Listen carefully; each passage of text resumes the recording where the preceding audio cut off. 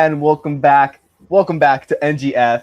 I'm joined with Dylan, Mila, the COC boys. It's been another interesting week in Galaxyland. We started the series. We weren't necessarily excited about what we had to talk about. And I think the Galaxy have just went and upped the ante. We have some really, really hot topics. If you follow any of our coverage in the past couple of days, it's been a pretty interesting negative place, maybe we could say. If you're looking for maybe a little bit of an uplift, Alex Ruiz had a little bit of a very measured take, very controlled, neutral, very reporter, professional like take on the whole situation. But that's not what we're here for. In the Galactic Seminar, we're here to discuss things. We're not here to sugarcoat anything. We're here to bring you those raw emotions, to get a little bit outside of that press box. So a lot to talk about, and kind of like everything with Greg Vanney, especially, but with LA Galaxy the past couple of years, there's just always the major asterisks everywhere. There's these big excuses, these big question marks, these what ifs that kind of seem to have snuck or weaseled Greg Vanney away into a 3-year contract extension recently. And there's just always been something to kind of give him the benefit of the doubt. And that was especially the case in this game against SKC. They came in as the worst team in the league. They hadn't won on the road since 2024. So this really should have been a really simple win. But there were these excuses that maybe seeped a little bit into the game that maybe have something to do with the result. But I think we all saw that there is potential for a lot more. So I think to go ahead and wrap this intro up and get into it, there's a lot of excuses. We've all covered them. Maybe, Dylan, you could give us a quick rundown of what some of those excuses were and maybe talk about how those did or didn't affect the game. I think if we want to go to excuses, like, do you want me to go backtrack to the start of Greg Vanney's era, tenure with the Galaxy, or are we just talking strictly this match? We're going to narrow in this SKC match for now, let's narrow in on this match, but it's going to, I think, later get to the broader point of kind of where I'm at when we talk about Greg Vanney and where we're currently sitting with him. But in this match, you didn't have DPs. You missed 2 of them. Klaus is tired. He came off at 60. What was missing? Garces is hurt, if you want to make that an excuse. A lot of schedule congestion. I'm trying to think of all the things that I've heard. Tired, not having DPs, not clinical enough, mistakes. And then the thing that stuck with me, and it was like most of Vanney's press conference, was it was a game of moments and we lost the moments. So his excuse was we should have won, but we didn't because we didn't take our moments. So those were the excuses that I can think of when we're narrowing it down to this game.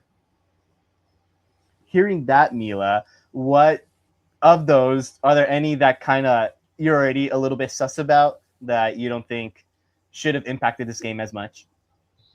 No, I think those are all fair excuses, but I'm sure we'll talk about it. But I think he piled on to the negative effects of those excuses with poor decisions. Mm-hmm. Do you want to, I guess we could use that to kind of transition into the next thing. We've kind of established what Vanney had a challenge, but with that challenge, at least at the very start of the game, there seemed to be some potential. It seemed like maybe Vanney had cooked. It seemed like maybe he had listened to Mila or he had listened to the show talk about that narrow structure, because that's exactly what we saw. Filling in that midfield, supporting Marco Reus. That midfield seemed really slick in those first couple of minutes. It seemed really tailored to cutting through SKC without using these wings as much, but still finding their way to get to Reus, to get to Klaus. So it did kind of work.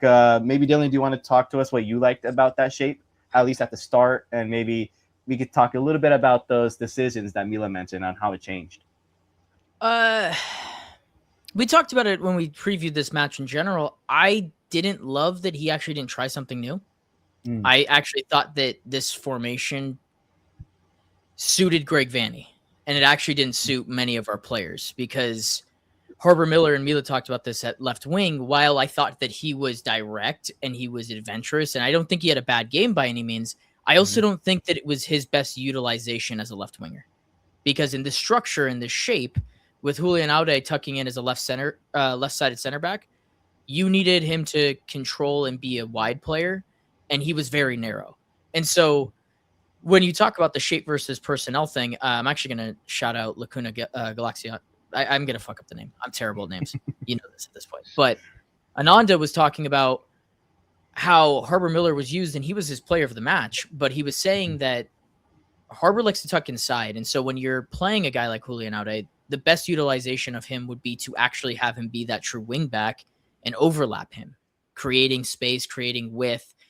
And that was, instead of playing narrow for the sake of playing narrow, we tried to play wide and narrow at the same time. And this is kind of highlighting my issue with all of Greg Vanney's things, is we're trying to do two things at once instead of being good at one thing. Mm-hmm. And while I think Marco Reus looked fantastic because we finally played narrow, I still think that we're doing things to the title of shape versus personnel that is directly affecting the players within the squad and making it more difficult. Like, we played more narrow and then we threw Mickey Yamane into a more narrow structure. That's not where, that doesn't make sense.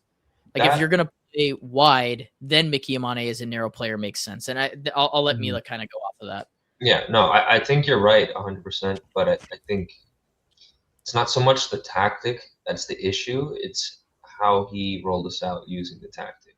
And we talked about it when you and I recorded, but outside of two selections, like, I think most of us were pretty happy. I mean, maybe you weren't, but I was happy with that lineup.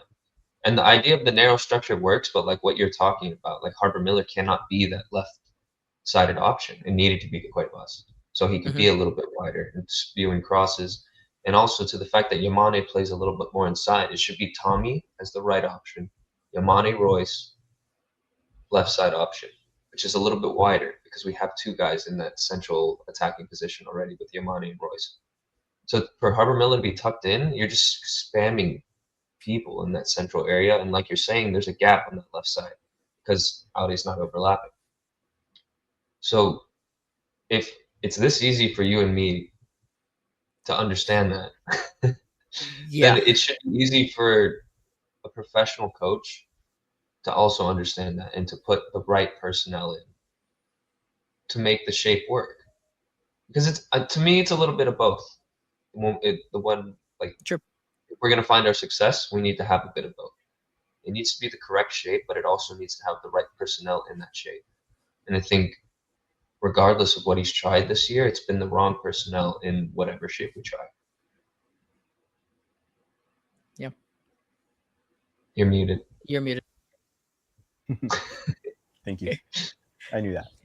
But I thought that point, it sounds, it's what, the article that this episode is based on it was a big point of that Vanney somehow doesn't maybe quite understand the effects of moving players in and out. And again, I go back to this New York City press conference where he had that infamous quote where he said he doesn't give a shit about attacking. He says that something he does think about is the relationships and the connections and all of these things. But we're kind of seeing him manipulate them in all the wrong ways. We talk about it a lot in the article, but maybe Dylan, you could. I see you kind of relating to this. No. I want you to continue. Okay. I want you to continue. It's so funny because he came out and he said, I don't give a shit about offense because we're going to be good on defense, and we've conceded 6 goals in 2 games. Yep. He said this stuff when we talked about it on the podcast. This was my biggest issue. You cannot say this when you have proven year over year that is not your MO. Don't tell me you're a good defensive team, and then back it up by giving up 6 goals in 2 games. So no, just to jump right back on that, like something really interesting. We conceded 4 goals in that last game. Where was Jakub Glesnes? Where's your, title defender, your MLS Defender of the Year that you went all this way to go ahead and sign? You have a week off.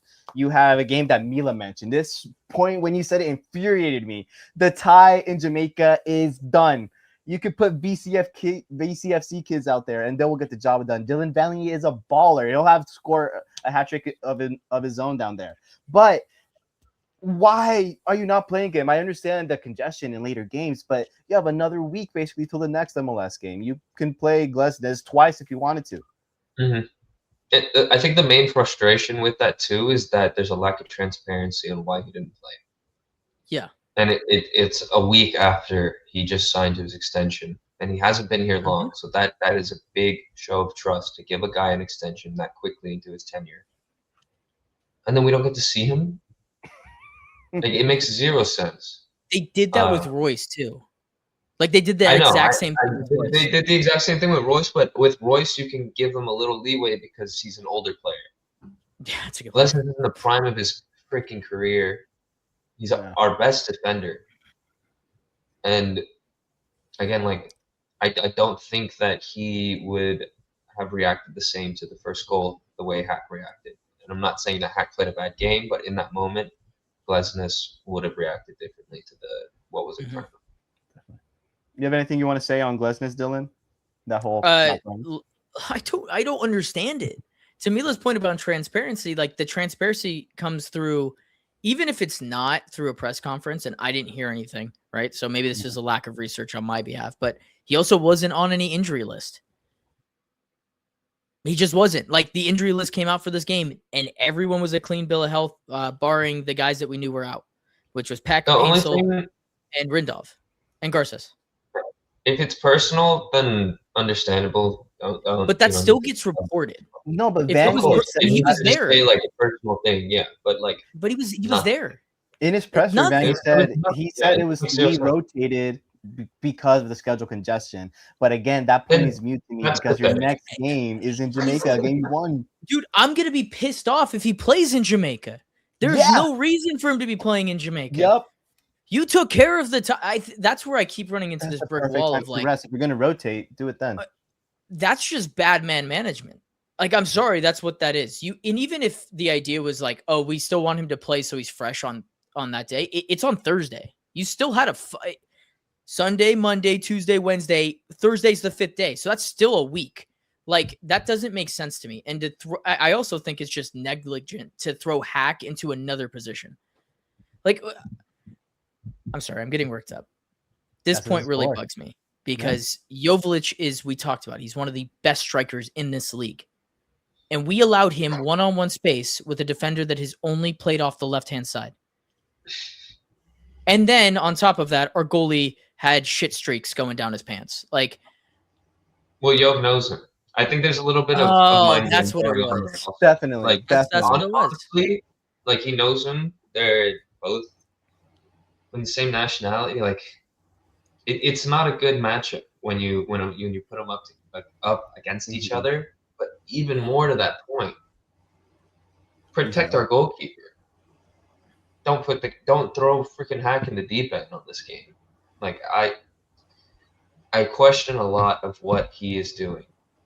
Mm-hmm. And I think that rubs off on the rest of the squad. Like, we start to question the rest of the squad. Whereas, like, maybe another coach wouldn't have these issues with the squad he's presented with. I think I want to keep on pushing these questions into the squad. I feel like we talked about the Glesnes in terms of personnel. We've covered Glesnes pretty thoroughly. Mm-hmm. But I think another omission that Dylan and I know talked about was Lucas Sanabria not, again, being benched after playing well. He comes on and he's just in that pocket that he was in, playing forward passes and helps, in the build-up in the goal. It's just immediately Vanney rights his wrong is the way I worded it in the article, and results happen. And it's another one of those. Why are you subbing him? With Sanabria, there's a little bit of a question of a knock. But again, they asked Vanney about the rotations, and he didn't mention any knock. So either he forgot to mention it, or that you can't add that to the list of excuses that we covered earlier. It's just, again, a poor decision. So especially poor when you're thinking you don't have your 2 DPs. You need to get the ball up the pitch. We got the ball in the middle third pretty well, but getting it forward was a big question mark, and that is a massive part of Sanabria's game this season. And I think we can go ahead and cover it twice because they both do a similar role, but Mauricio Cuevas not starting. Someone who can play as the starting winger for a lot of teams, not getting the call up when you don't have your best winger. You're missing so much attack, and you're not putting 2 of your biggest attacking pieces on. And then when you do bring Cuevas on, you take away his favorite crossing target. It's just bad, bad, bad. All those 3 things tying together. Yeah. So I've kind of said my piece, the article, I kind of go into it. But what's your guys' take on those three specifically? I think I've been talking to Mila about this a lot, but it's just the idea that like I can't get a consistent grip on this team. We haven't. I've highlighted it a bunch of times here. We've not seen the same lineup 2 games in a row. We have not seen the same lineup, I think, twice this season. We haven't seen the same even midfield 3 twice this season. And my current sample size is what are we on? 7 games now? 8 games. We're going to be on 8 on Thursday. So in a 7-game sample size, I have gotten a midfield 3 of Sanabria, Winder, and Cerrillo 2 times, and we've won 3-0 twice. We have cut out the nonsense. We have created chances, and we've also just been able to kind of dominate the midfield. Like we're winning second balls really easily. I think our counter press is pretty good when they play. Mm-hmm. I think that those guys complement Klaus a little more instead of making Klaus do everything. And this is to the personnel and knowing your personnel. Mm-hmm. If we knew that Klaus was only going to go 60 minutes, right? Because that's what he said in his presser. Why are you giving him Marco Reus as his running mate for this one? Those two things don't go together for me. Like if you've got tired Klaus, Marco Reus as his running mate in a press doesn't make sense. Like that's where this idea of like knowing your personnel and where I get really frustrated with last year is we have, and I, for whatever reason, I'm being told to turn my brain off of last year. And I got brainwashed myself doing this as a United fan. You can't shut off last year. That happened. Yeah. And that's a sample size that we have to use with Greg Vanney. Like Greg Vanney had a whole year knowing what Marco Reus is good at and what he's not good at. Mm-hmm. So knowing that Klaus was tired, why didn't you start Nasi then? If that was going to be the rotation. Yeah. Or vice versa, why did you start Reus instead of Sanabria if you knew that he was tired? Mm-hmm. Those things, and this is a part of transparency, like we don't get to know that stuff. I don't know if anyone's asking those questions really, because when you lose 2-1, that's not where your head directly goes to. It's the stuff that we think about like today. So I just get frustrated with the whole, all of it. It's to shape versus personnel. Like I just don't know if Greg Vanney knows this roster, and we've had the same roster pretty much for 2 straight years. Mm-hmm. And that's a little disappointing. Especially if you're going to make such a big fuss again about knowing the relationships, knowing how these players affect each other. That's not at all what we're seeing. And screaming out for a striker. Greg Vanney cried about not having a striker all year, got a striker, and then is telling me now that he doesn't understand his striker. Yeah. Cool. I mean, I don't know. I'm just using his words. You know what I mean? Mm-hmm. Like that's honestly, this is part of the Greg Vanney thing that I've liked, that he's very honest in some press conferences, but he's almost too honest. Like he told us point blank in period, like what he wanted. And then we continue to come back to the things that he wanted as they're currently not working. And I don't really know how to feel about that. Yeah. Mila, do you have anything to kind of wrap up this shape personnel? Any other quest or decision that's bewildered you that you need to get off your chest, or just the general assessment of Vanney's decision making, I guess, for now?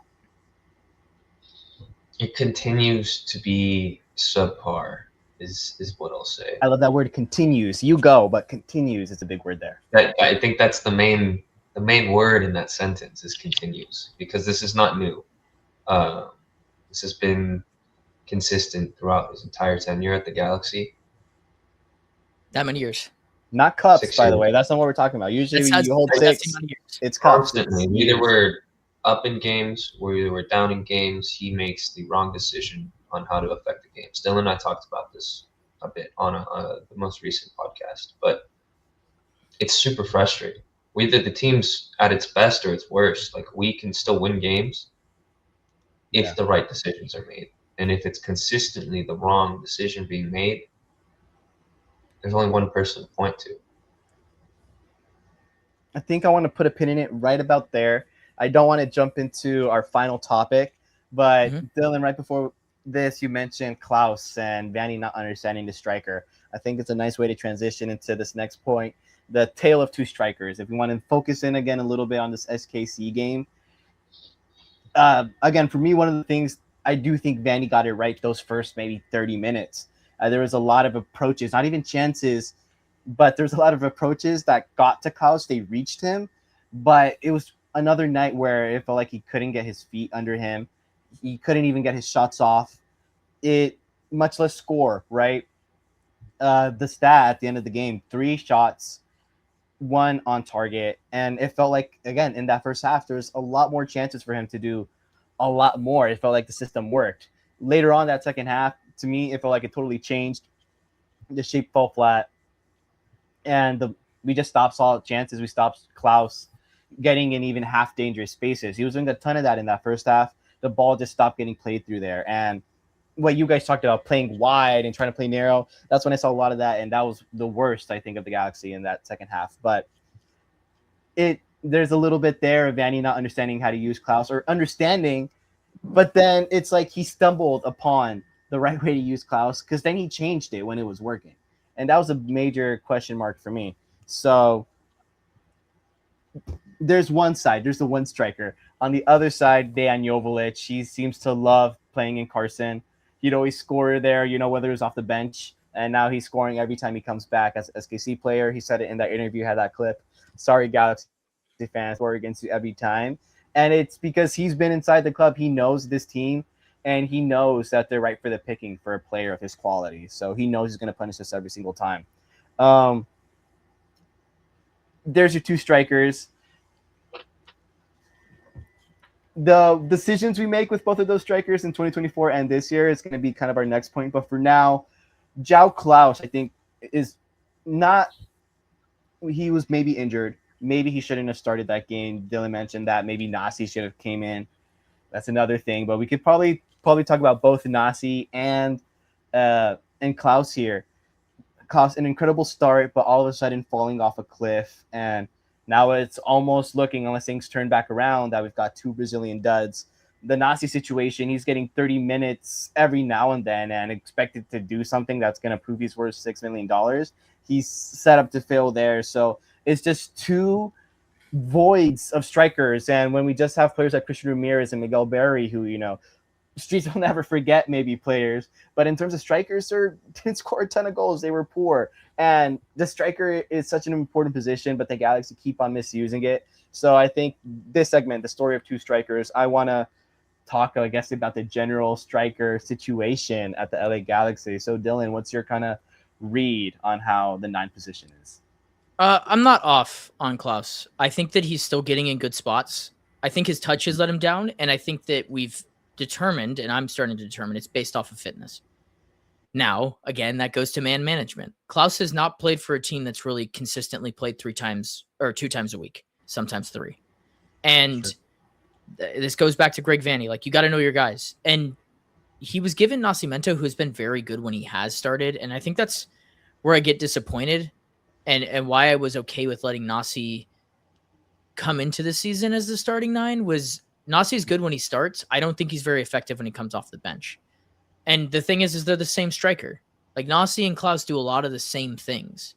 Mm-hmm. And so when you're asking Nasi to be effective, in my opinion, you're just not changing anything about your shape or your formation. You're not becoming more attacking, which just kind of limits what he can do. And especially in a game where he's got no DPs, like, Nasi's not one of those players that can uplift your team. As for Klaus, I just think that he's tired. He looks tired. Which kind of goes to my point on, like, probably shouldn't have started. But then again, you can't. There is an excuse there because we didn't have DPs. So you can't play an entire game without DPs. Look, Jove, I think, is one of the best strikers in the league. And we had to get rid of him because we thought Ricky was coming back. But this goes to your ideology of, like, we've been 1 foot in, 1 foot out of this entire thing. And when we came into this year, and we even had to have the conversation, like, when Ricky first got, or second time got injured, we were like, are we gonna put him on the season-ending list? I don't know. Like, do we keep it around? Do we do that again? Like, you can't. So I think that we've asked Klaus to do a lot more than he should because our DPs haven't been good.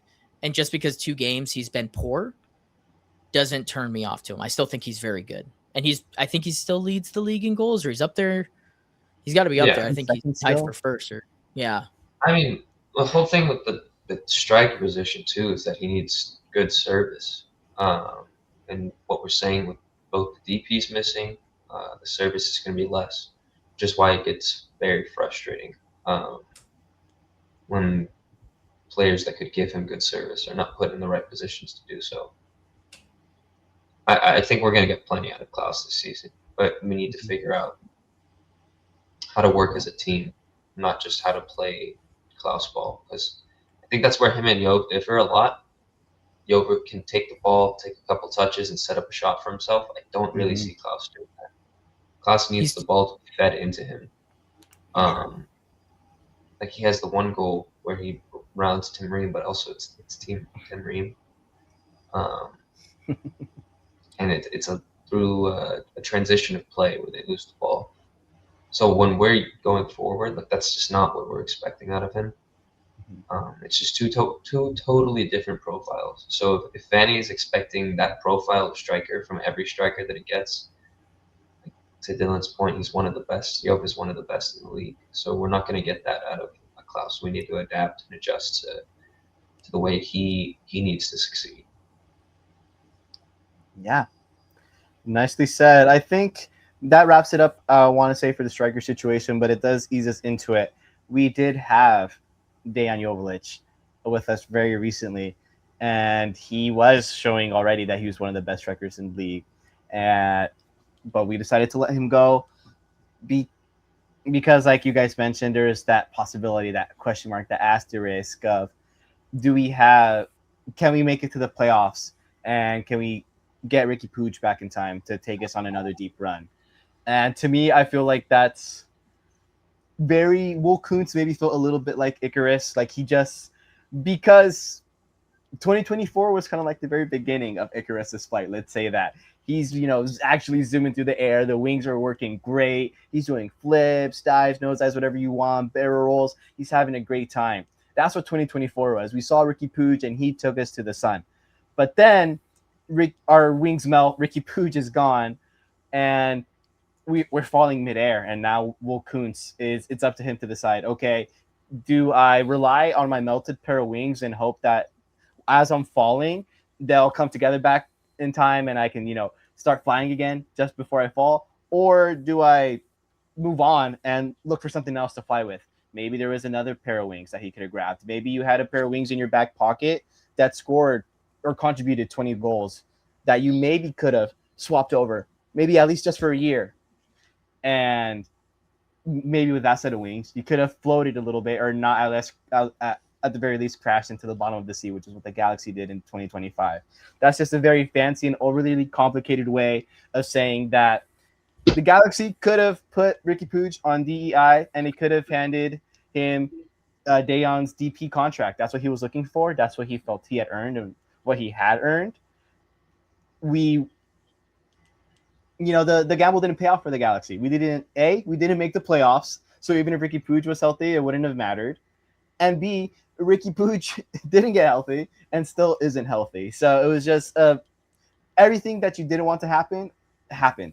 So when you look at maybe having Dejan, maybe having Peck and Paintsel in 2025, I mean, even if he didn't score 15 goals, maybe he scored 10, that still would have helped us a ton. That still might have got us to just sneak into that last playoff spot. So it's a very, very interesting decision. These are the ghosts of 2024. It was a decision that we could have made but didn't back then.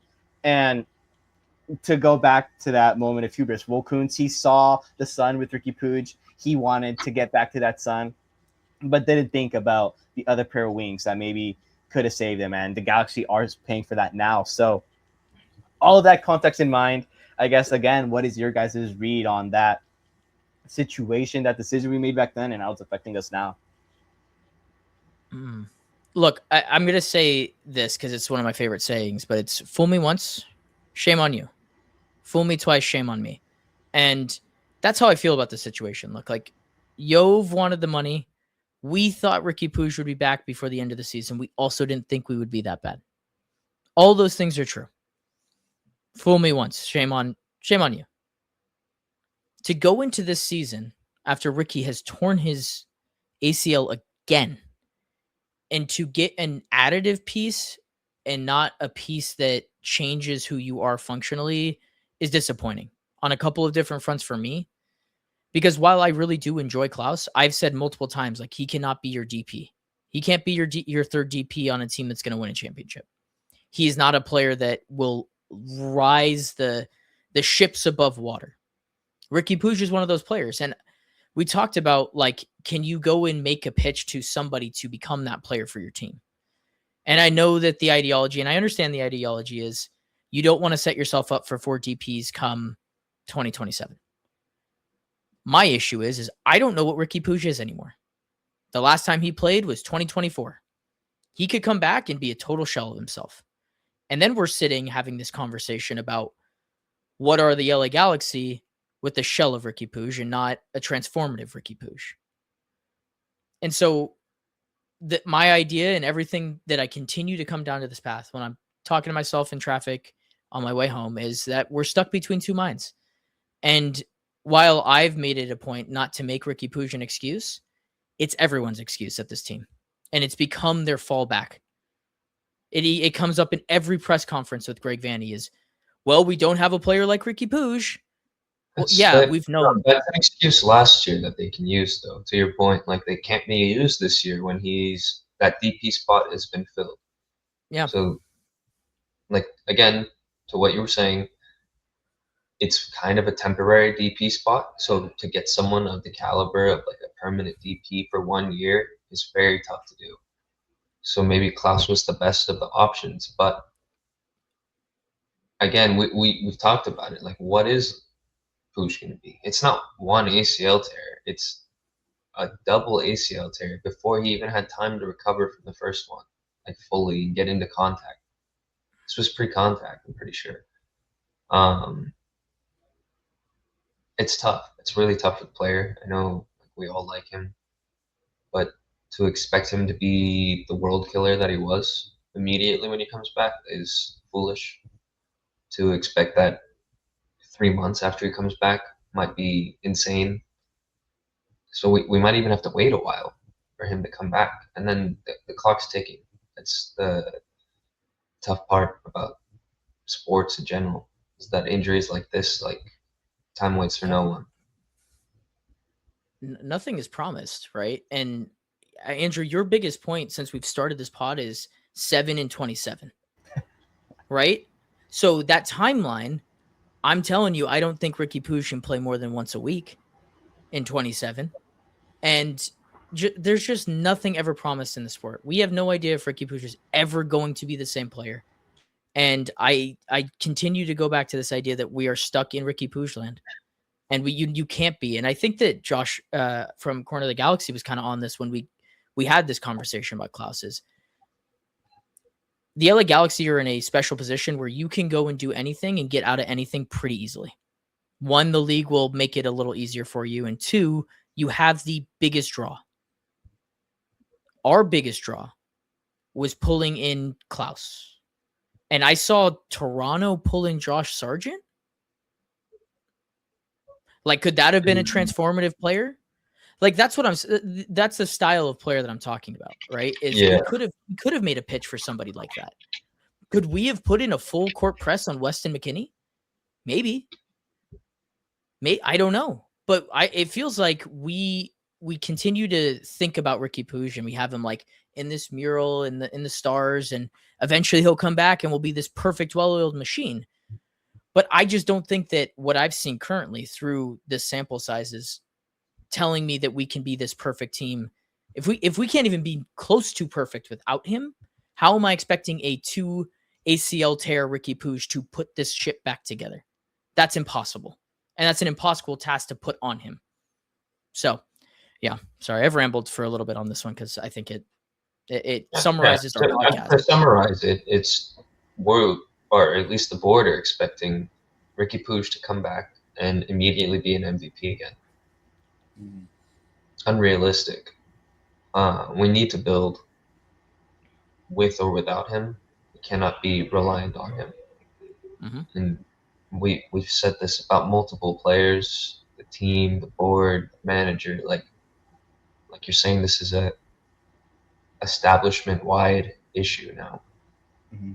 Where we're falling back on this, and it's unacceptable. Yeah. Peeling it back, it feels like the decision was at the time, you guys mentioned it, do we get someone else in, or do we expect Ricky Puig to come in and immediately be an MVP? Like, even in 2024, like at the end of 2024, the plan for 2025 was, yeah, we're going to suck in the regular season, but surely we're not going to be worth the ninth bad. Like, we're still going to sneak into the playoffs, and then Ricky Puig is going to come back and be, like Mila said, immediately the MVP again. And even that probably feels like extremely wishful thinking. Even if we did get into the playoffs, to expect Ricky Puig to immediately deliver 3-4 goals a game to outscore all the deficits again, that didn't happen. But that was the decision the Galaxy made when, like we've talked about, the alternative was, how can we bring someone else in to help us actually build a good, winning, consistent team in a regular season?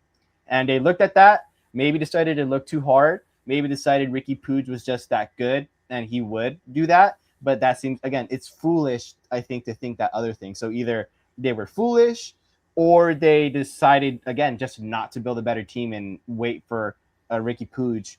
So again, even not adding the context that it's a double ACL tear now, which is even worse. But even in 2024, that feels like very rash, very irresponsible thinking. Building a team by not building a team. We're also talking about not just losing Ricky Puig. We lost Mark Delgado, who we still miss massively, Gaston Brugman, who we still miss massively, and we replaced him with two young kids who basically didn't do anything. Essentially, we lost those two midfielders and didn't replace anything. Let's say we didn't keep Dejan Joveljic. We could have brought in a midfielder. We didn't need to. There's just so many other options. I even think if we had kept Dejan, put Puig on the SEI, we don't have to go out and get a player like Christian Ramirez. We could use that on getting another capable midfielder in the league, someone probably a little bit older to help our Sanabrias, our Winders. So again, there's just more decisions. When now we're peeling it back, it seems pretty clear. It was, again, choose something to build something good, do something the responsible way, build a proper team, or rely on Ricky Puig to pull it out of his ass again. And it feels very, very shocking that that's what we actually went with. Just to kind of close some thoughts on just last year in general, like I saw Diego Fagundez go to New England, and it took forever, which meant that we probably could have signed him. We didn't talk. We didn't say goodbye. We didn't talk to him. We didn't say a word to him. And I find that just we talked about it a little bit in our text thread, but like this team doesn't have a bastard in them. Like we just play soft football, is my opinion. Like we just don't do very bastardly things. Like we don't put in harsh challenges. I just don't think we have that edge to us. And all of last season, the person that provided that edge was Diego Fagundez, and I think that since then we've kind of lost that. Sanabria has him. We just haven't seen him much. Yeah, we don't get to see him play. Vanney has him on the bench. Yeah. Oh man, yeah. Okay, I'm good on that point. Good point, Mila. The guy that we don't get to. Oh man. So I think that's the best part about him is the he'll run through a brick wall to get to the ball or to keep the ball. So we need more of that in the squad, and unfortunately, Vanney.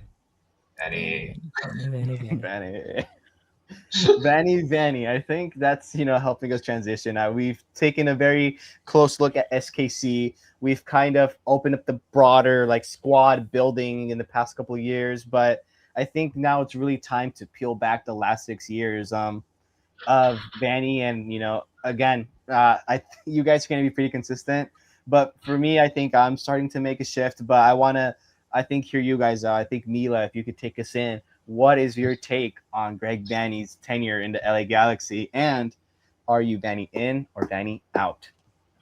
I'll start with this. When it comes to sacking a manager, I don't like doing it unless there are proper options to take over. So before last year, I was a little less. I think I was still pretty strongly Vanney out. But I didn't have any answers. It was get him out, I don't care who. And now I'm Vanney out. But there's options. There's multiple people that we can go at least get on the phone with and discuss a project with and see how their vision might look with the future LA Galaxy team. So I'm very Vanney out now at this point. because of the multiple reasons that we've listed throughout this video, is it's the same old shit. It's copy and paste, and regardless of mistakes, errors, it doesn't change, or at least it doesn't change enough. I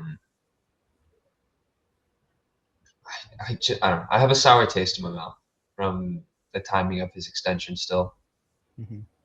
Like, we had one of the worst losses I've seen in maybe the last 10 years of me watching footy, and he gets an extension. I don't know. Yeah. I have nothing to say, honestly. I'm trying not to be too angry about it, Mm-hmm. because at the end of the day, what can we do but hope and pray? But again, there's two very good options. I don't think I want to go into it that much, because I think we can do a separate video on who Mm-hmm. that could be, maybe in about 4 days' time. Um, but yeah, I think he's on the hot seat, and it's only getting hotter as each game goes on. Okay. I'm going to stick on you for just 1 second. I have one more question, just taking it a little bit of a step further. We've talked about Vanney, kind of the same old from him.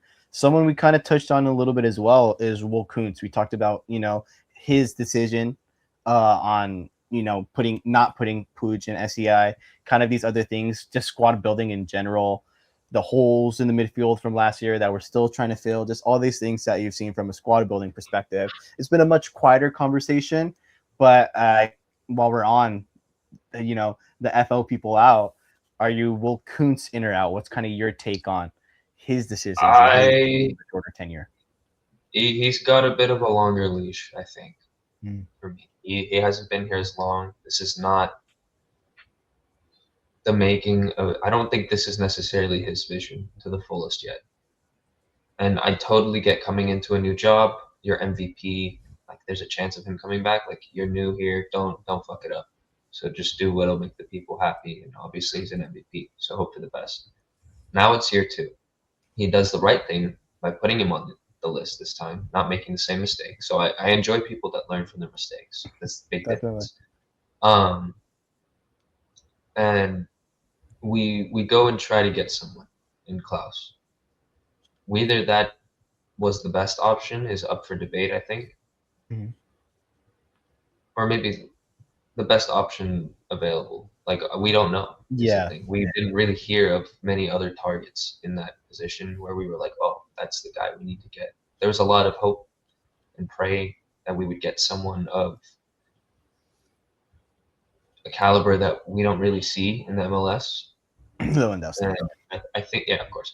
But I think that's where a lot of the disappointment might come with the Klaus signing too as a DP, was where our expectations were European star, record breaker of world football, and then we get a Jan Klaus, an underperforming Jan Klaus at a St. Louis team, who, again, like, he's looked good. This is no disrespect to Klaus, but I think next year is a turning point for Wilkins in terms of how we judge him as fans and what options he has to bring the Galaxy further. Because we do have an expiring DP contract for Paintsville. Right. We have conversations to be had about Klaus's contract, conversations to be had about Ricky Puder's contract. Obviously, as of right now, players are coming to the U.S. for the World Cup, so there's going to be more eyes on the league. I think he has his hands full in coming up, but that's the real point that I think I want to judge him off of. I think it would be too early to get rid of him now and to bring someone in hopes that in this pivotal time of our club and our league that they're going to make the right decisions. Whereas a manager doesn't have that much control over those decisions, but more so the philosophy of how we're going to play. Yeah. Fair enough. Dylan, I think let's go ahead and go reverse order for you. Sure. Your take on Will Kuntz, kind of, again, we've talked about maybe missteps. We've talked about successes a little bit. What's your read on that? What I'll say is everything that he does is intentional. Like, he does not beat around the bush. I think that he's well-spoken, well-mannered, and definitely, compared to where we were at with that particular position beforehand, I don't blame him for any of this. And look, majority of the reason that he had to get rid of the guys that he got rid of, which is his biggest stain on his resume, is because he had to. It wasn't a choice. Because we won. Yeah, because we won. And by a function of this league, he had to get rid of it. Reminder that Yoshida openly complained about having to take a pay cut so that the team could somewhat stay together. Guess who brought in Yoshida? Guess who brought in Peck? Guess who brought in Klaus? Guess who brought in Edwin Cerrillo? Guess who brought in McCarthy? Like, these are guys, and Mickey Amane, another name. All of the good things that have happened in this club have been because of Will Kuntz. Like, he has taken a team that was functionally not awesome and made them into a championship roster. We won a championship. He went full board, went straight for it, and won a championship. This is one of the smartest minds in the sport.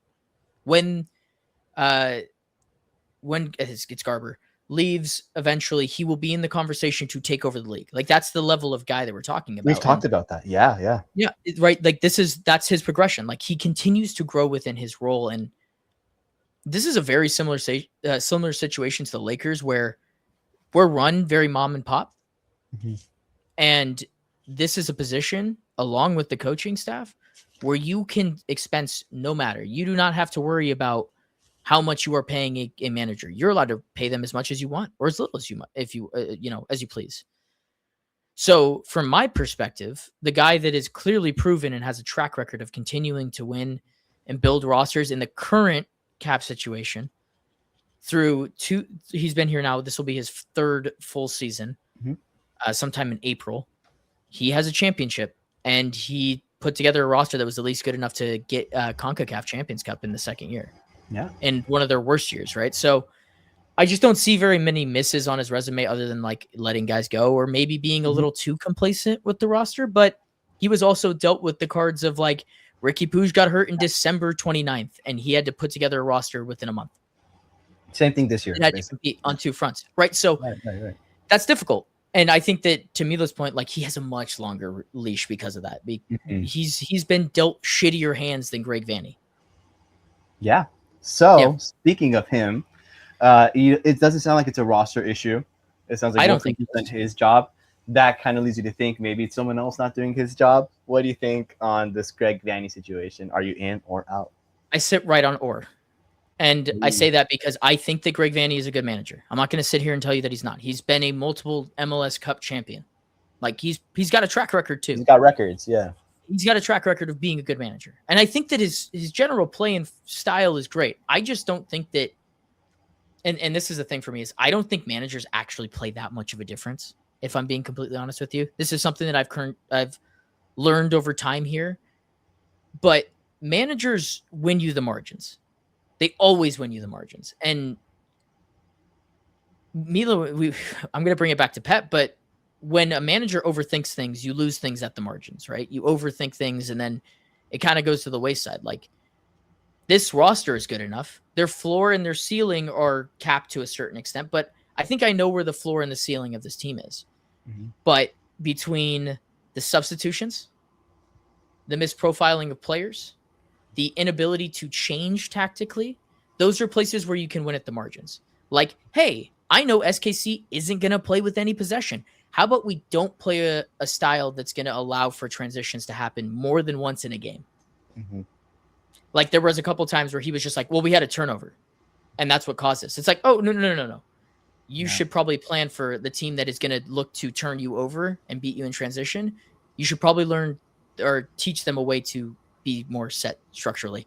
Like I said, I'm not a manager, so I don't know exactly what that looks like, but the complaining about legs. Look, LAFC has not lost a match in MLS, and if they win, I think it's tonight, they move on to the same part of the season. Okay. I haven't heard them complain really much about legs. They have a couple injuries. They just move on. They just continue on. Same with Vancouver. Right? They're in the same boat. They continue to truck along. Miami, same thing. They truck along. The only team that I hear constantly complain about this stuff is us. And that's annoying. Your manager is there to understand personnel. Yeah. I don't know. That's why I sit at or, because like look, if this conversation can't happen until the summer, it just can't, because as long as we continue on in CCC, he has to keep the job, because you can't chuck a new manager into this situation. That would be setting that person up for failure. So Greg Vanney has this job. He's in until the summer, but I think that the discussion, depending on how really the next 4 weeks goes, because there's an international break in here, that's where you can have the conversations about Greg Vanney out. And the fact that we're having the conversations tells you how this early portion of the season has gone. We've played 7 matches. We have gone 2 of 7. Draws do not count as a plus in your book. It shouldn't. It really shouldn't, especially when we should be picking up the points. So I sit right at or, but I'm leaning more towards out. Okay. Got Mila fully out. Dylan with maybe just a foot in the outdoor. And for me, that's a good summary of this season, right? We've been stuck between 2 minds. I'm stuck between 2 minds. Yeah. I feel like giving him those 2 wins.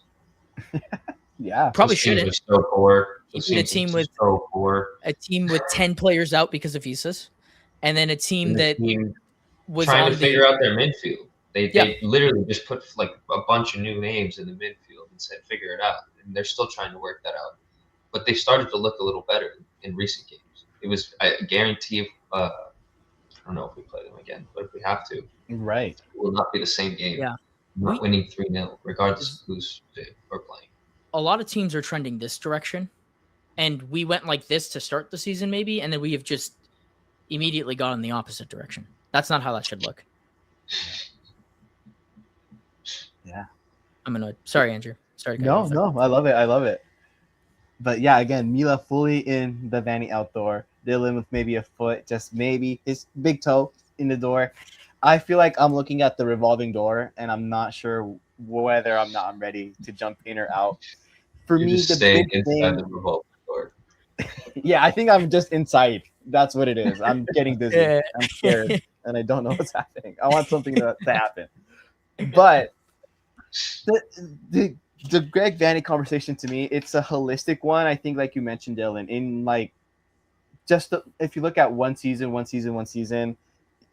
there's maybe not enough there to warrant a firing. But when you're looking at the collective, again, this whole tenure, things are a little bit difficult for me. I do think that we're seeing a lot of the same mistakes he's making now that he made at the beginning. That's true. I excuse those a lot for the first 2 years, especially before this whole Will Kuntz transition in the past couple of years, because of the system, the setup that was the LA Galaxy, the organization or lack thereof, that, you know, he had to deal with, and the other roles he had to play. For about 3 of those 6 years, he wasn't just a coach. His only decision wasn't getting to know the players and picking the best team on the weekend. He was, we talked about it a lot, especially in 24, 25, building the academy. He was building up he had so many other roles that Will Kuntz came and immediately relieved him of and said, okay, just be a coach. So when I think of judging him as a coach and whether or not we should fire him as a coach, it's tough for me to take those first 3 years into account. There's a lot of really bad stuff there, but then you also look at the team, the administration, again, that was behind them. There wasn't a Will Kuntz getting him these great players. It was Chris Klein and a lot of people that we don't even want to mention anymore. It was your Chicharritos and Gio Dos Santos era. You know, it wasn't the exact same type of team that Greg Vanney has to work with now. So even the decisions he made back then, that's just what he had to work with. Whereas this season, what's really different to me is that the squad is much better. The system is much better. He's only worried about coaching, and we're still seeing a lot of those mistakes. Those first couple of years, I excuse them because of all that context around it, but now all of that's gone. And he's had the last 2 years, really 3 almost, with Will Kuntz to show me what he is fully as a coach, nothing else holding him back. And he hasn't taken the kind of leap that, or the performance haven't at all. And it's the same exact question. So you think, was it those excuses holding you back then? Or is it the exact same thing that we're seeing now? And now that it's starting to look this way, I think I'm like Dylan. Maybe I have more than my big toe. I'm starting to have a foot. It just feels like, especially with, again, the Orlando situation, them letting go of their most successful coach in club history. You have to know when to cut these chapters and these cycles restarted. like you mentioned, Mila, lots and lots of really interesting options in the pool now, which again before wasn't the case. I think this season especially, there's just so much that has me, and that feels like Vanney out is more of a possibility than ever, especially if we keep this downward trend and don't end up picking it back up when these DPs get up. Again, Peck and Paintsel, those were Vanney's excuses against SKC. He's not going to have that for very long. And again, he's running out of excuses. And even if they were there, I think they've lost a lot of their weight because, again, just all that context is so much more different now than it was at the beginning of his tenure. So if it was an old organization, I might still be pointing my fingers elsewhere. But like you talked about, Dylan, it's not Will Kuntz. It's not anything going on behind the scenes. There's only one place really to point the finger, and it's the same place that Mila and a lot of other people in Galaxyland have been pointing for a very, very long time. So I guess to answer the question blankly, am I Vanney in or out? Today, I'm Vanney out, but 3 weeks ago, I was definitely Vanney in, and maybe 3 weeks from now, the results change and we're Vanney in. And again, I've praised Vanney a lot for this defensive system. I think the system works. We've talked about how he's found something that works, but there's just all these other excuses. So I just want to see these excuses right now. I want to see the rest of the season. And I really, really, really want to not be still in the Greg Vanney out camp. But as of now, for the first time in my 3-4 years covering the LA Galaxy, I can say I'm Vanney out, which if you follow my coverage again at all, anytime in the past couple of years, it's a massive, massive change. But again, it's just a much different context now. I appreciate you guys talking about last year, this year with me. This is always an interesting part of the show. I want to see if we can maybe flesh it out a little bit more. But our closing statements, I think I want to start with you, Mila. Just can I actually go first real quick? Please, just because please. I gotta bounce. The dog that I'm watching is going nuts, so I gotta go take her out. Wrap it up, baby. This is the most important stretch of Galaxyland tenure for Greg Vanney. This next 4 weeks here, the next couple games, it tells us all we need to know, and that'll decide if it's Greg in or out. Thank you, Andrew, for having us on as always, and I'll let Mila do all the plugging and stuff. But yeah, I'll talk to you guys later. I'm gonna just be in the studio portion of this, so you guys just end it whenever you need to. All right. Deuces, gents. Thank you. There we go. Just closing statements. Yeah, I guess anything else, another point you have, or a way to summarize your general thoughts I think the best way to summarize everything from my point of view that we've talked about today is that Greg Vanney has always been good at saying the right things and making us feel like he's doing the right things. To me, it seems that we need less talk and more walking. So if the system doesn't show some consistency over the next couple of weeks, whether that be of his fault or our players, then I think the question can be asked more and more. Like we talked about, we have a good team, regardless of who's being here or not. And one win off the bottom of the West it's not good. And the only reason that we're okay with it is because last season was so bad. Mm-hmm. So that is where I'm closing it. Yeah. Yeah. No, I love it. Again, I appreciate it. You're thinking, especially Mila, you've challenged the way I traditionally like to think about the game in general, but especially this Vanney situation. And I appreciate that a ton. That's what, I want the seminar to be about, for us to introduce these different perspectives, these different ways of thinking. And, if we can show people the light, get them woke to Greg Vanney or whatever it is, that's what it should be about at the end of the day. So thanks again for illuminating me, getting me woke. Thanks to Dylan. But yeah, it's just such an interesting time. And I think, like Dylan mentioned, such a pivotal time for not just Greg Vanney, but for the rest of the Galaxy. All of these players, it feels like it. Peck, Paintsel especially, we talked a lot about all they have to prove. But Sanabria, Winder, they have to show that they were worth an investment, basically wasting the 2025 midfield on them. Mikovic, we talked a lot about getting some ROI on him, it's very, very do or die now for a lot of these players. And now it's do or die for Greg Vanney. So very interesting time to be talking about the LA Galaxy. I'm glad none of us jumped off the cliff after 2025 and we kept the podcast going, because I think it's going to be a lot of fun. But big thanks to you, big thanks to Mila. Where can the lovely NGF listeners find some more classic Cosmos so they can cover? I'm gonna actually put it up on the banner real quick. Yeah. Because follow us down here, like, subscribe. I don't know if you guys can see though, but we have a lot of different ads that are all different. So I was gonna read them out to the people, but I was like, this is gonna be awful. So yes, go like, subscribe, and follow below. Down here, we talk about the Galaxy weekly, sometimes bi-weekly, with the way things are going. And if you guys like Premier League football, if you like Champions League occasionally, then we'll talk about that too on Clash of Clubs. But yeah, thank you, Andrew, for having us on again. Yeah, absolutely. These are I genuinely look forward to these conversations, especially when we have such hot topics to talk about. So just big thanks again. Big thanks to you and Dylan. Definitely check out all the Clash of Cosmos stuff. Lots of really fantastic love, work, and yeah, just some passion going into that coverage. So definitely check it out.